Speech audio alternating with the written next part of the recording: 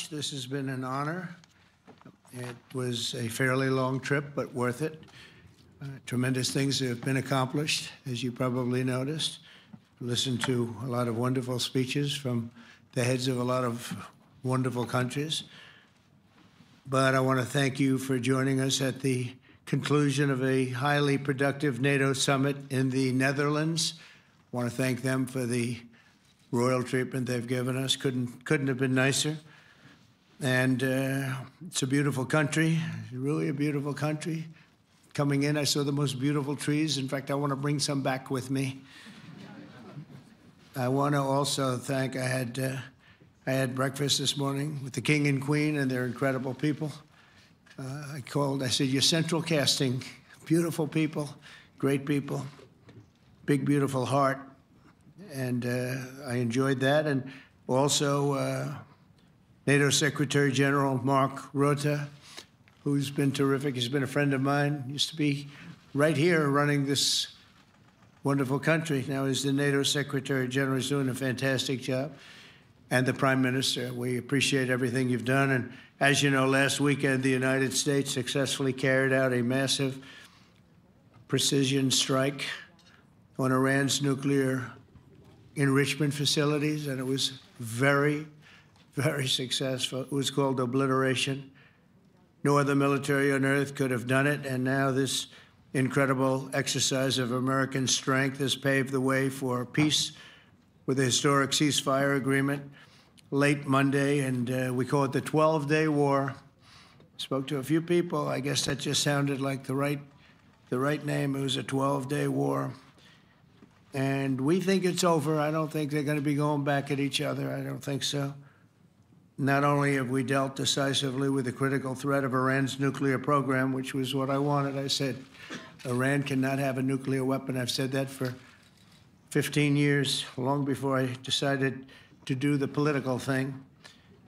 But we've also reasserted the credibility of American deterrence, which is like no other. The people at NATO said there's never been anything. You know, I rebuilt the entire military during my first term. And we have a great military. We have great generals. I got to know the good ones and the bad ones. We kept the good ones. Over the past 2 days, I was honored to participate in the NATO leaders meeting and also had extremely good individual discussions with the King and the Queen, Secretary General Rutte, and the Prime Minister. Great discussions.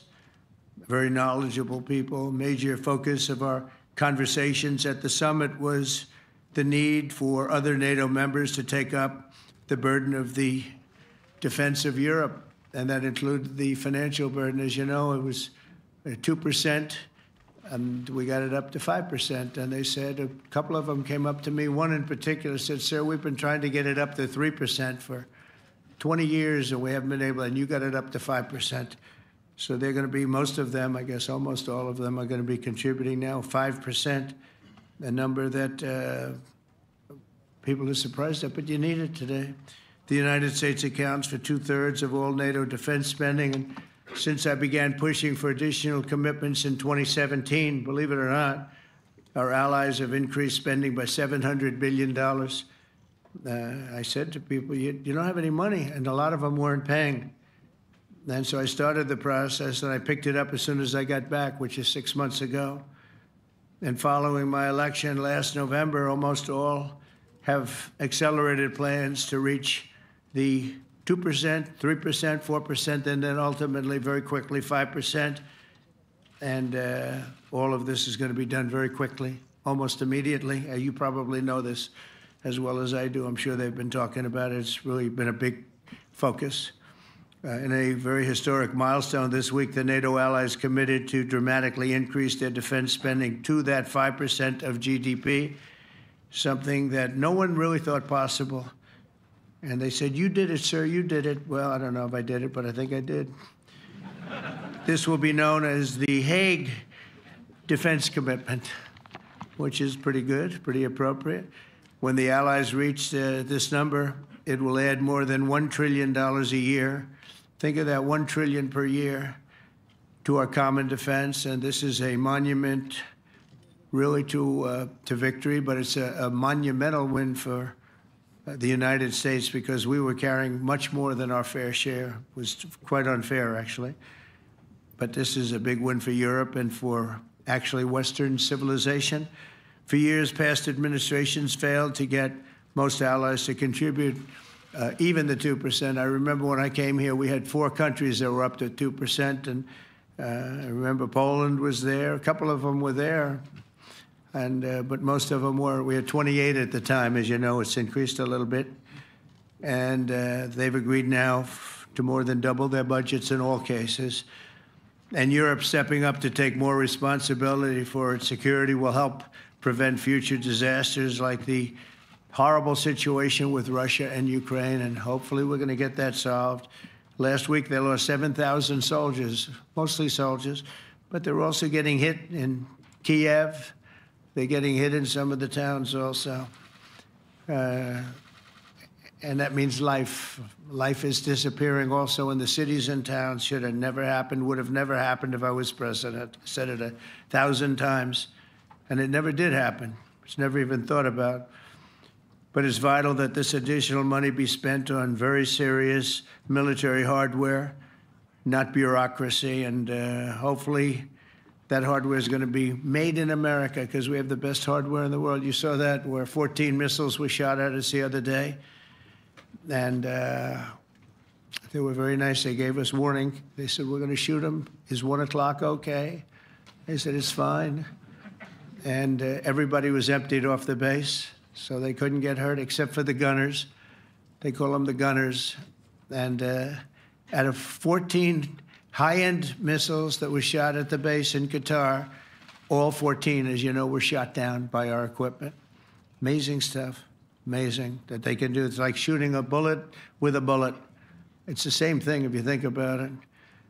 14 out of 14, and they weren't even that surprised. I said, do you do that well often?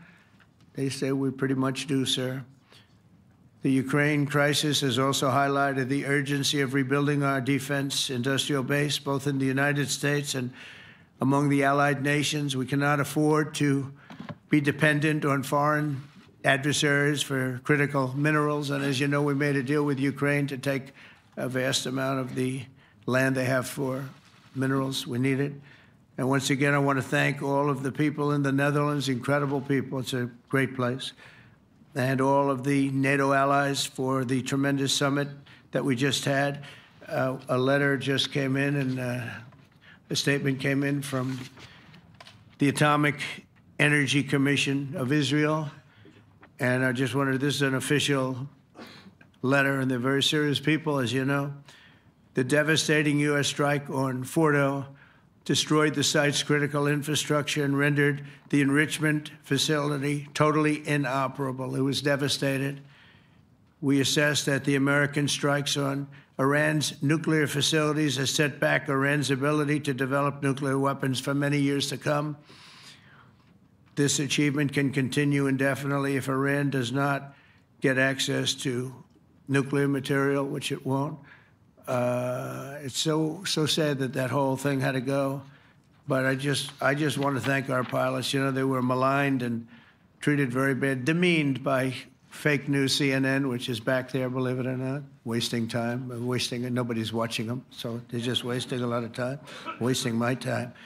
And the New York Times, they put out a story that, well, maybe they were hit, but it wasn't bad. Well, it was so bad that they ended the war. It ended the war. Somebody said in a certain way, you know, that it was so devastating, actually. If you look at Hiroshima, if you look at Nagasaki, you know, that ended a war too. This ended a war in a different way, but it was so devastating. Also, they have, out of Dubai, just came that Iran's foreign ministry spokesman, this is Iran's foreign ministry, says its nuclear installations were very badly damaged by the American strike. So what bothered me about these reports with fake reports put out by the New York Times, failing, I call it the failing New York Times because it's doing terribly. Without me, it would be doing no business at all. But, and by fake news, CNN and MSDNC, all of these terrible people, you know, they have no credibility. You know, when I started, they were at 94% credibility, the media. Now it's at 16%. And I'm very proud of it because I've exposed it for what it is. But when I saw them starting to question the caliber of the attack, was it bad? Well, it was really bad. It was devastating. They were obliterated. In fact, you can't get into the tunnels. They just put that over. That just came out. They can't, there's nothing, there's no way you can even get down. The whole thing is collapsed in a disaster. And I think all of the nuclear stuff is down there because it's very hard to remove. And we did it very quickly. When they heard we were coming, it was, you know, you can't move it. Very hard, very dangerous, actually, to move to. And they also knew we were coming, so I don't think too many people want to be down there knowing we're coming. With the bunker busters, as we call them, we're the only ones that have them. We have the best equipment, best nuclear equipment, and we have the best equipment in the world. And by the way, we can't forget our submarine, which was out there, submarines actually, but submarine was out there. We shot 30 rockets into an area, every single one of them. I think it was almost 400 miles away, I think, Pete, right? 400? And long. It was in the ocean, long ways away. And we shot a total of 30. Every single one of them hit within 9 inches from where it was supposed to be. It took out a lot. Because we didn't do just Fordo, we did 2 others in addition, which hadn't been completely destroyed. So we hit them with a submarine from hundreds of miles away. Amazing, just amazing equipment. Greatest submarines in the world. Nobody's even close. They're 20 years behind us when it comes to submarine technology. So that's one, and the other was from the Atomic Energy Commission. And they have about 3 or 4 of them now coming in from atomic energy commissions from various places. But the one that we have that just came out, we released it a little while ago, was from the Israeli Atomic Energy Commission. But numerous of them are getting to see the site, and the site has been demolished. And again, we had these brave patriots, these incredible flyers, these people that can fly a plane better than anybody can fly a plane, going into very hostile territory, flying into the territory that has got more missiles and things pointed at it, but it was very stealth. They didn't get to see it. It was dark. That's the amazing thing about the shots. They hit the shots perfectly, and yet it was dead dark. There was no moon. There was no light. It was virtually moonless. It was very dark, and the shots were hit perfectly. But when they get demeaned, and they were very upset about it because they knew how strong it would be. Back in Missouri, the pilots flew about 36 hours, 2 ways, far distance, and in those incredible B-2s. And we then had the F-22s, and we had the F-35s, and we had other planes, and we had, I think, a total of 52 tankers. That means the big tankers, because the refueling was a lot for all of the different planes that we sent. Incredible operation, and I have to say, General Raisin Cain was incredible. That's why he beat ISIS, and we beat ISIS in a matter of weeks. I was told it would take 4 to 5 years. We did it in a few weeks, and he was great. That's why he's the head of the Joint Chiefs of Staff right now, because I had a very good experience with him. He knocked out ISIS in a period of literally a few weeks. Amazing. And it was supposed to take a few years, 5 years to be exact. So we had a great victory there, and we then came here, and I think we had a great victory here. But this is an ongoing project. This is the safety of Europe, the safety of the world. And they've raised it from 2% to 5%, something which nobody, and you're talking about over $1 trillion a year. So we're talking about a lot of money coming in from countries that we're not paying nearly enough to be effective.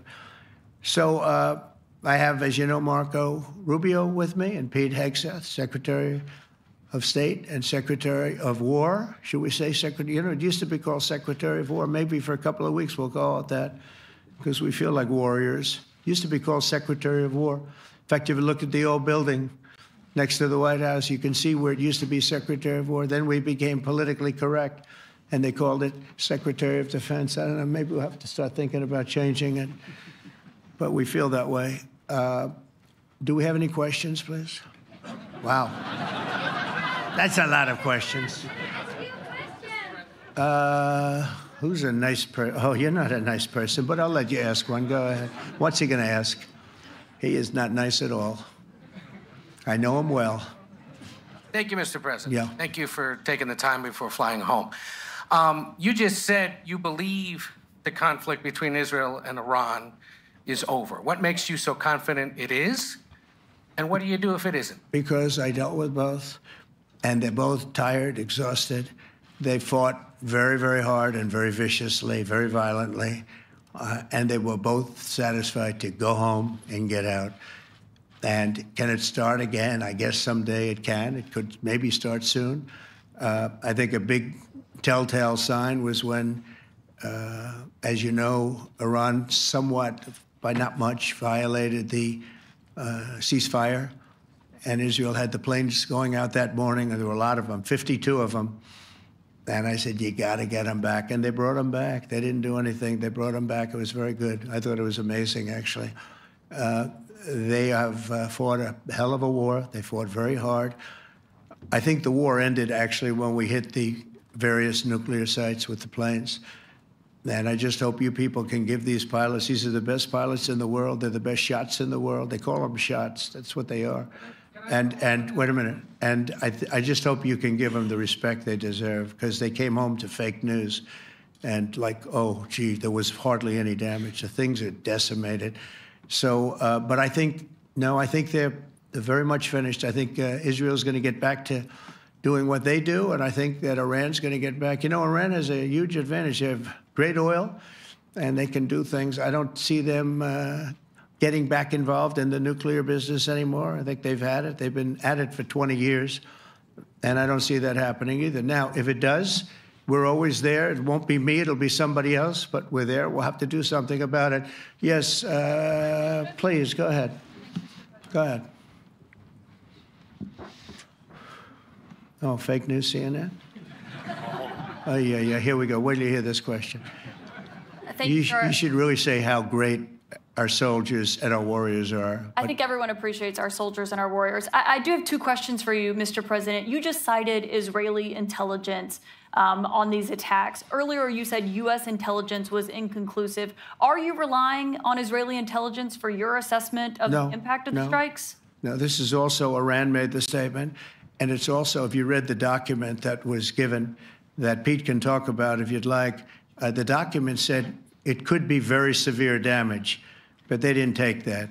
They said it could be limited or it could be very severe. They really didn't know, other than to say it could be limited or it could be very, very severe.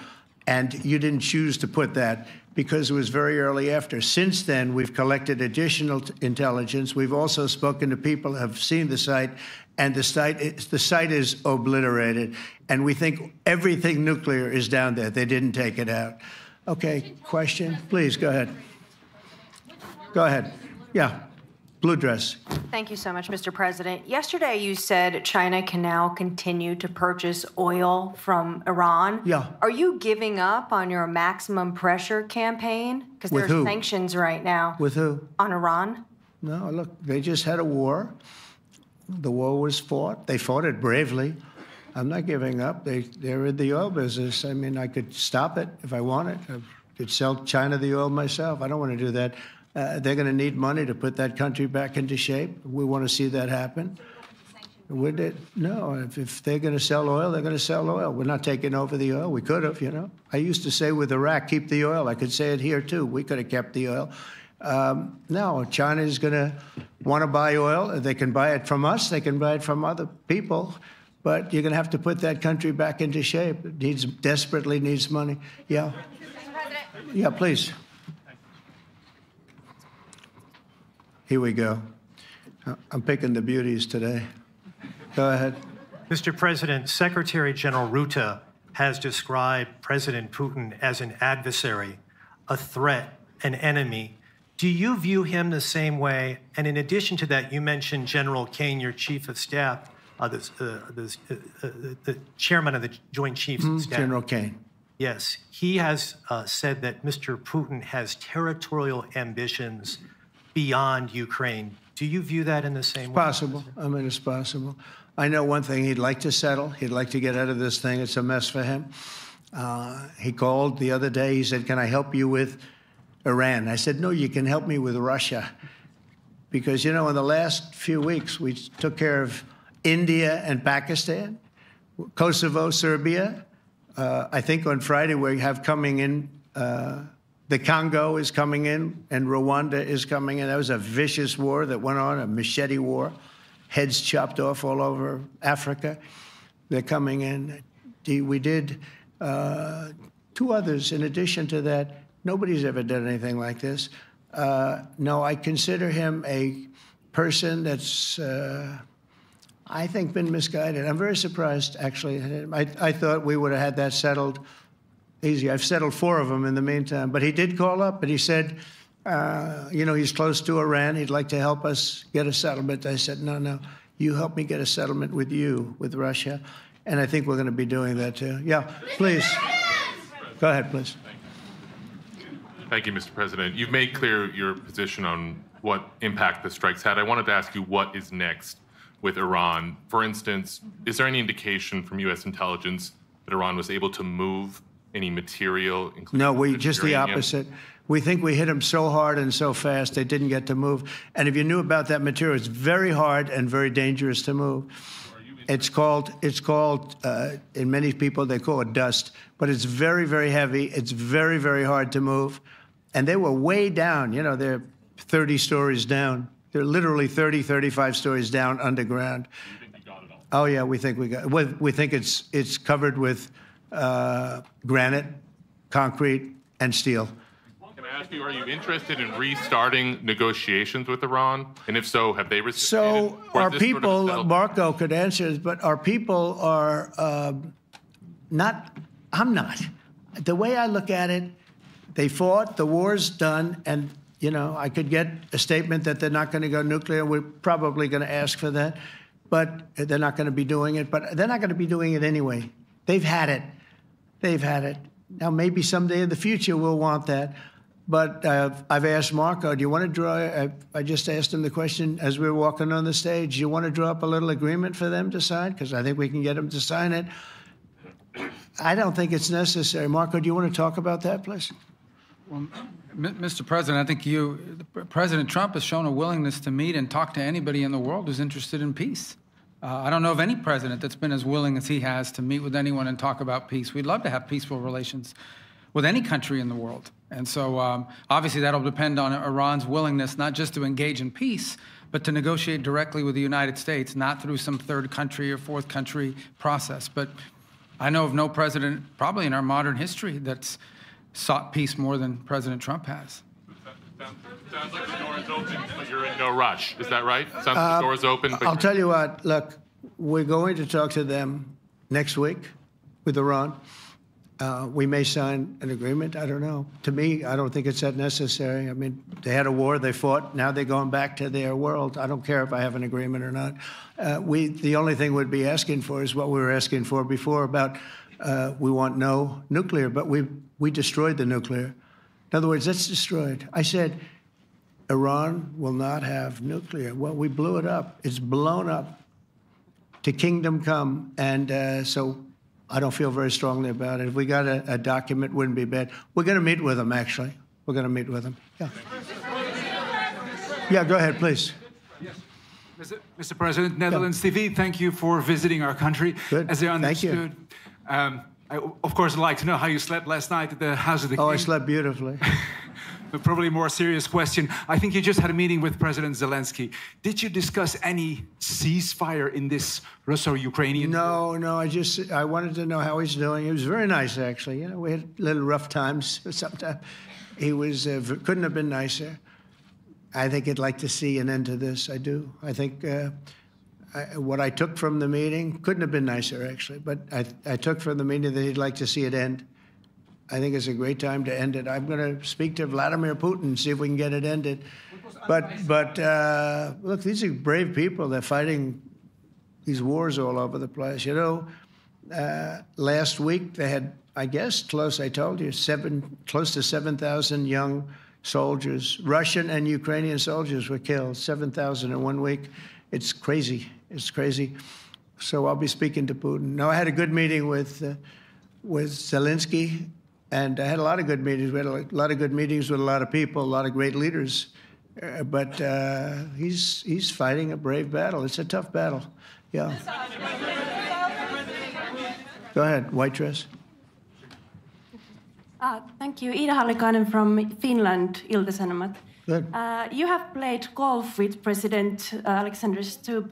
How do you see Finland as a NATO ally and partner, and how would you describe your relationship with our president? Well, he's a very good golfer, okay?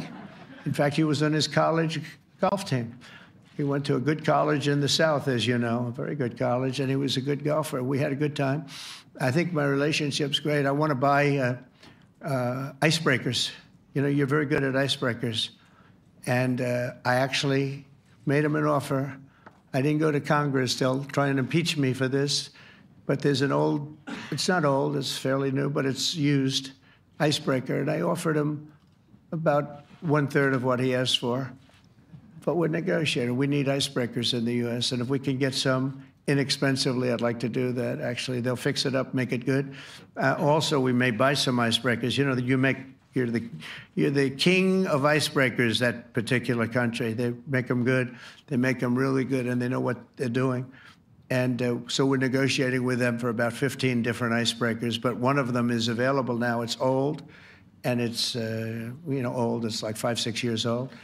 And we're trying to buy it. I'm trying to make a good deal. It's all I do my whole life. My whole life, that's all I do is make deals. Yeah, please. Go ahead. Sir, go ahead. Yeah, a question for NewsHour, Dutch TV. First of all, on Article 5, on your way here, you spoke about the commitment of the U.S. to Article 5, saying, I'll give you my definition once we're here. Yeah. What is your definition, and may the U.S. commitment to Article 5 change in case some of the NATO members do not reach the threshold that was discussed today? My second question is following up on a colleague on Iran. What intel reports do say that everything over there was obliterated? Yeah, well, there are numerous of those reports, and they're coming out fast and furious. But the most respected ones we've already seen. And I will say that on a very confidential basis, they're looking at the reports, like numerous reports, and including people going to the site and checking the site. And they're going to be having, I guess you're going to be having over the next couple of days a full, you're going to encapsulate it. But no, the site was obliterated, just like I said it was, and just like the pilots should be given credit for. As far as Article 5, look, when I came here because it was something I'm supposed to be doing, but I left here a little bit differently. I said, I watched the heads of these countries get up, and the love and the passion that they showed for their country was unbelievable. I've never seen quite anything like it. They want to protect their country, and they need the United States. And without the United States, it's not going to be the same. And you can ask Mark, or you can ask any of the people that were there. It was really moving to see it. They love their country. They were so respectful of me because I'm the head of the United States. And I made, the King of Saudi Arabia, when I was in the Middle East, so I was in Qatar for a different reason, not a reason to get shot at. We were in there for economic development reasons, Qatar, UAE, and Saudi Arabia. All three leaders of those countries, and we took back $5.1 trillion into the United States. All three leaders said, you're presiding over the hottest country in the world. The United States right now is the hottest. Everybody wants to be there. Everybody wants a piece of it. He said, a year ago, your country was dead. You had a deadhead running it. You had a country that was dead, and it was dead. You had people pouring through the borders. You had inflation. You had everything. He said, you've made it in 5 months at that time. You've made it the hottest country. This is the hottest country in the world. The United States right now is the hottest country in the world. And when I was around that table, it was a nice group of people, many of whom I knew from previous. When I saw the passion they had for the country, almost everyone, and you probably have the tapes, it was very public, but almost every one of them said, thank God for the United States. Without the United States, they couldn't really have NATO. It wouldn't work. It wouldn't work. It will in the future because now they're paying much more money. But It wouldn't work. It was great. And I left here differently. I left here saying that these people really love their countries. It's not a ripoff. And we're here to help them protect their country. Okay, we'll do one or two more. Thank you, Mr. President. Yeah. A question on Spain. Are you satisfied with today's... Oh, I think Spain's terrible what they've done. No, I do. They're the only country that won't pay the full up. They want to stay at 2%. I think it's terrible. And, you know, they're doing very well. The economy is very well. And that economy could be blown right out of the water with something bad happening. You know, Spain is the only country that... Are you from Spain? Yeah. Good, congratulations. You're the only country that is not paying. I don't know what the problem is. I think it's too bad. So we'll make it up. You know what we're going to do? We're negotiating with Spain on a trade deal. We're going to make them pay twice as much. And I'm actually serious about that. We're going to make Spain... I like Spain. I have so many people from Spain that it's a great place and they're great people. But Spain is the only country out of all of the countries that refuses to pay. And, you know, so they want a little bit of a free ride. But they'll have to pay it back to us on trade because I'm not going to let that happen. It's unfair. It's unfair to NATO. All right, sir, please. Go ahead, right in the back. Yeah, you, tall one. The tall man. Mr. President, Johannes Petra from Austrian National Television. How are you? You once said that you would end the Ukraine war in 24 hours. You later said you said that sarcastically. Well, of course it was sarcastic. But you've now been in office for 5 months and 5 days. Why have you not been able to end the Ukraine war? Because it's more difficult than people would have any idea. Vladimir Putin has been more difficult. Frankly, I had some problems with Zelensky. You may have read about him. And it's been more difficult than other wars. I mean, look, we just ended a war in 12 days that was simmering for 30 years, frankly. We ended Rwanda and the Congo. It's coming to sign the documents. We've already signed basic documents, but they're coming, I think, to the White House on Friday. We ended, Serbia was going to go at it. But maybe the most important of all, India and Pakistan. And that wasn't whether or not they may someday have nukes like we're talking about in the Middle East, like we're talking about with Israel and Iran. This is they have nuclear weapons. I ended that with a series of phone calls on trade. I said, look, if you're going to go fighting each other, it was getting very bad. You know how bad that last attack was. It was really bad. If you're going to go fighting each other, we're not doing any trade deal. No, no, no, you have to do a trade deal. I said, we're not doing any trade deal. And in fact, I had the general, who was very impressive. The general from Pakistan was in my office last week. You know, Prime Minister Modi is a great friend of mine. He's a great gentleman. He's a great man. And I got them to reason. I said, we're not doing a trade deal if you're going to fight. And if you're going to fight each other, we're not doing a trade deal. And you know what? They said, no, I want to do the trade deal. We stopped the nuclear war. Go ahead. Go ahead, Jeff. Here's another beauty, Jeff. He's a beauty, all right. Go ahead. Mr. President, to follow up on Ukraine, will the United States contribute any more money to Ukraine's defense this year to the $5 billion that allies are giving? And one question, you had another meeting with the Dutch opposition leader, Mr. Wilders. Can you tell us about that meeting? And are you upset about his anti-Muslim stance? I'm not upset about it. It's just his view. He's unhappy with the way things are going in this country and various countries. He was an opposition leader. And I was asked to meet with the opposition leader by the people that are running. I think they have some deal where if you have a meeting, you're supposed to meet with an opposition leader. I said, that's strange. We don't do that. But I met with I didn't know him. He seemed like a very nice guy, but he's in opposition to the current people, and that was set up by the current people. So I assume when I met with the prime minister, you're supposed to meet with the opposition. We'll have to try that sometime in our country. Let's not do it. But I thought he was very good. As far as money going, we'll see what happens. There's a lot of spirit. Look, Vladimir Putin really has to end that war. People are dying at levels that people haven't seen before for a long time. Go ahead. Go ahead. White shirt. Oh, she's all excited. Okay. So,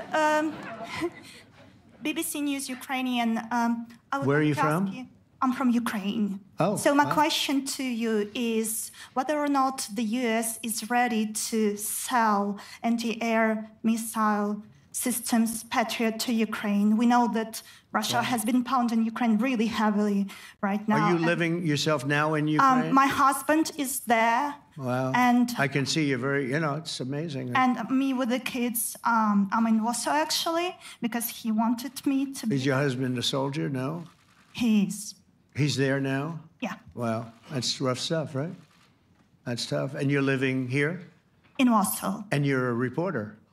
I am. Good. So let me just tell you, they do want to have the anti-missile missiles, okay, as they call them, the Patriots. And we're going to see if we can make some available, They're very hard to get.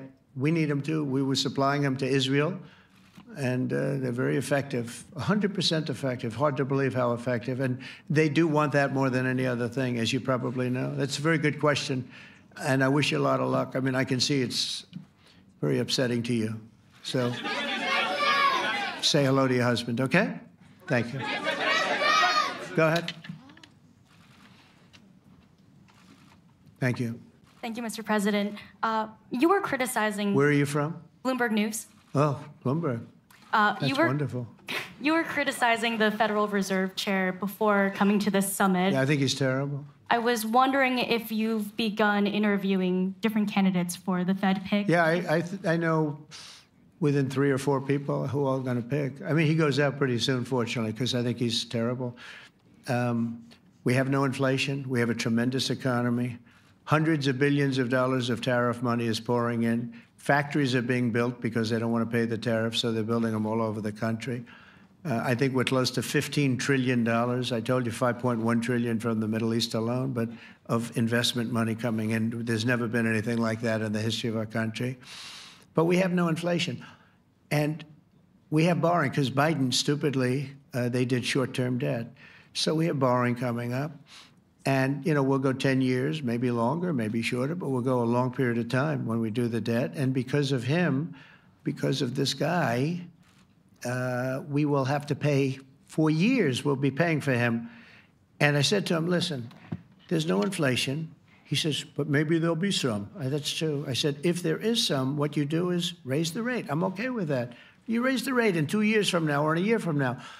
But because the rate's high, we have to pay more for debt.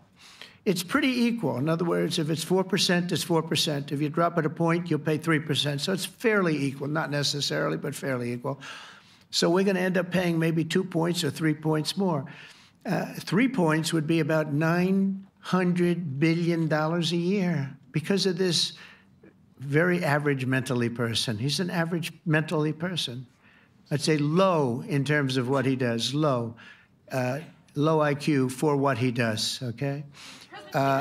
Wait, so instead of paying $900 billion, we don't want to pay 900 just because he doesn't want to lower the rate. I said, if there's inflation in 2 years or 3 years or 1 year from now, you raise the rate and you take care of the inflation, among other things.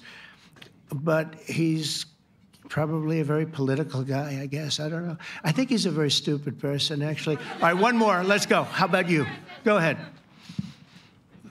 She looks so happy and everything. Thank you. That's why I picked her. I'm from Spain, too. I'm Ana Buch from La Vanguardia. I wanted to know if... You're where from?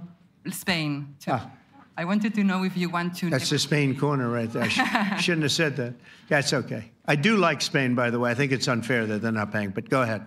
Are you going to negotiate directly with Spain about... I'm going to negotiate directly with Spain. I'm going to do it myself. They're going to pay. They'll pay more money this way.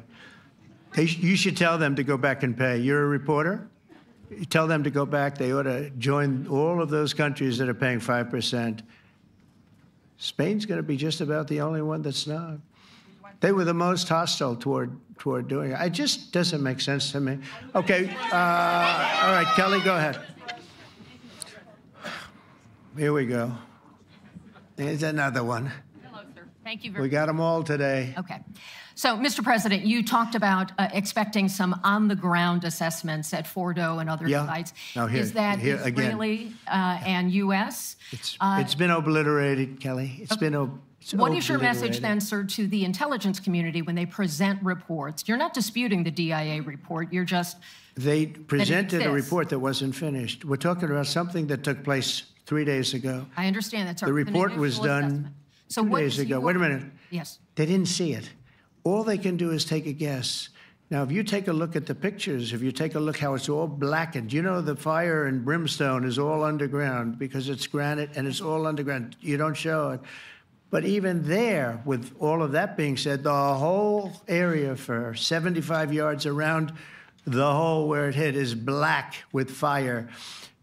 The group that's run by this gentleman, in fact, you may want to talk about it for a second because we're going to issue a report. And I think it's not even a very exciting report at this point.